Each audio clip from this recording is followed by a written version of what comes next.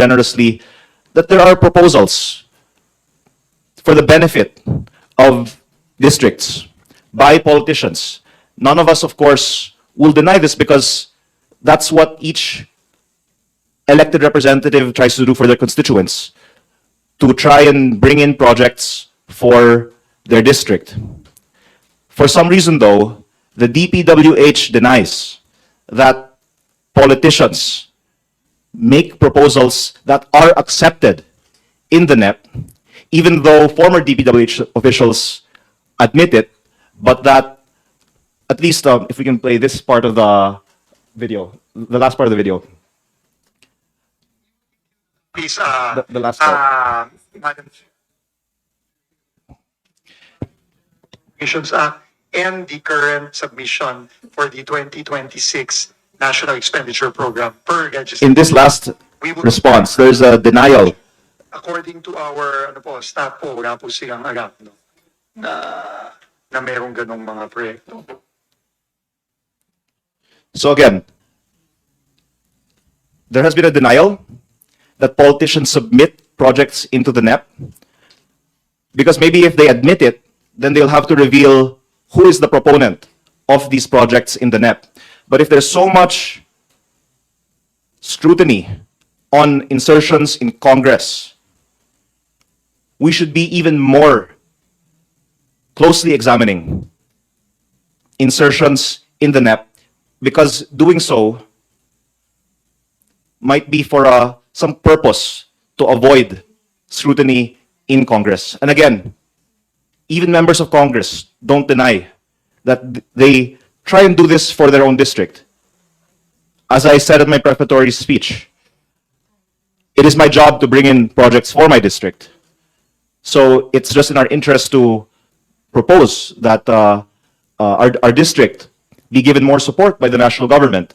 What we're asking for is transparency on the requests that were approved, and then once we see that data, then there could be more scrutiny on why those particular requests were approved.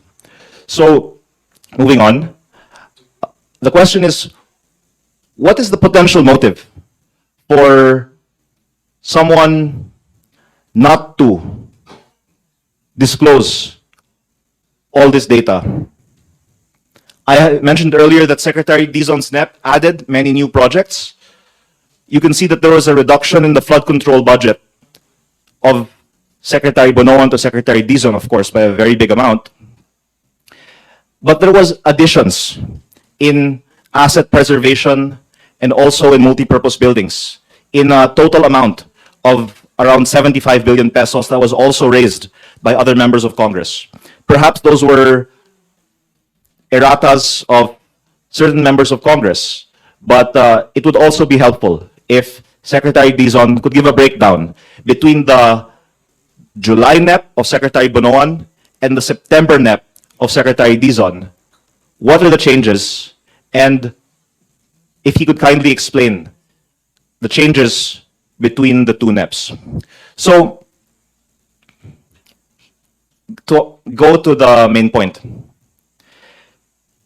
as to the potential underlying undercurrent for all this, I've heard talk, including in Congress, that Secretary Dizon and his team have connections with DPWH contractors, and that certain members of Secretary Dizon's teams are, in fact, contractors.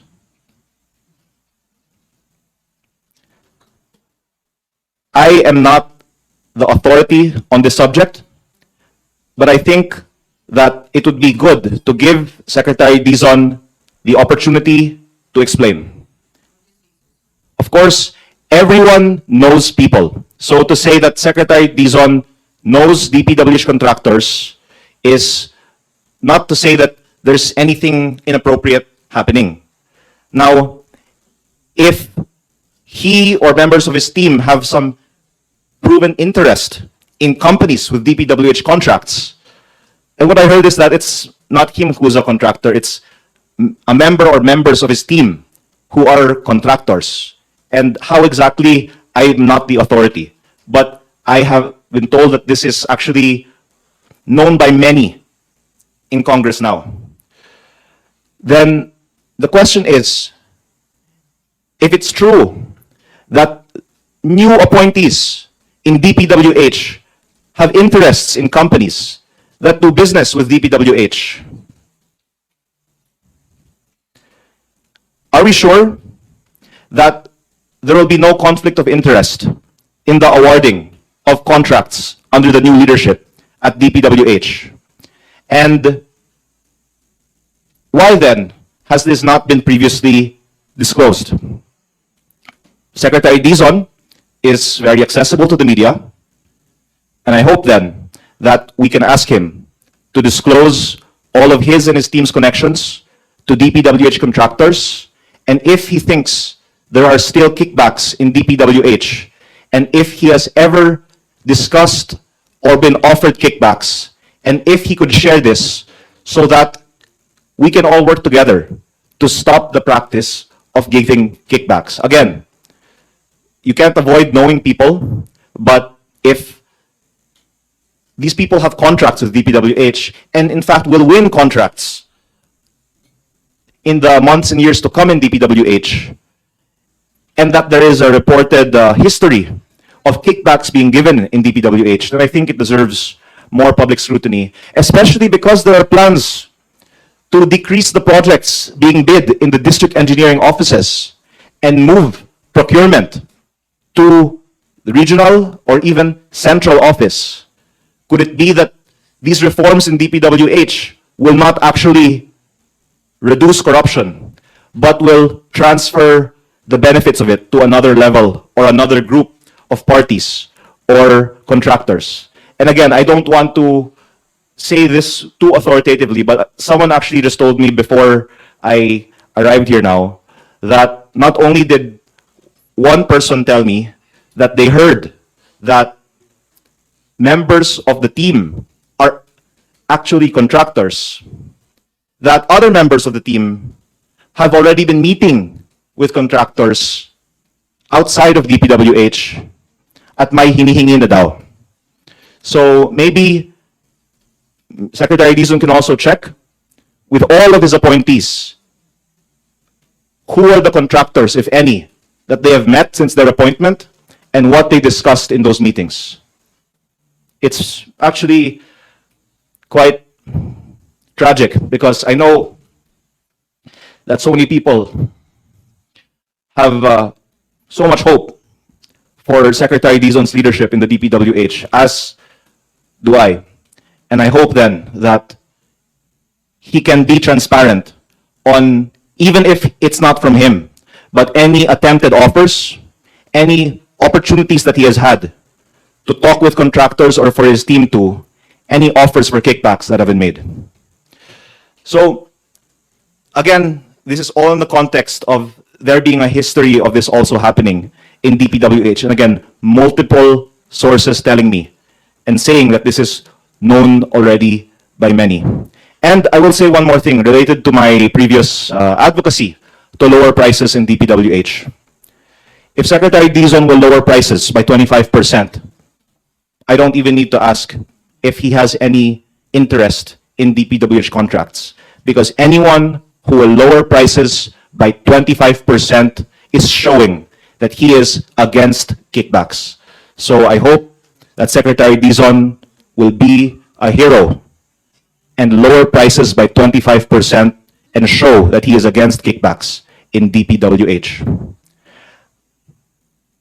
My other point a while ago is that there's also more information that he can share, and I already said that earlier. And again, I hope that, number one, the past budgets per district be disclosed, and the 2026 budget per district can be disclosed, so that we can see what districts have not gotten their fair share of the budget. And again, a while ago, the video showed that Secretary Dizon said wala po silang alam na meron ganong mga proyekto na insertions of senators or other politicians.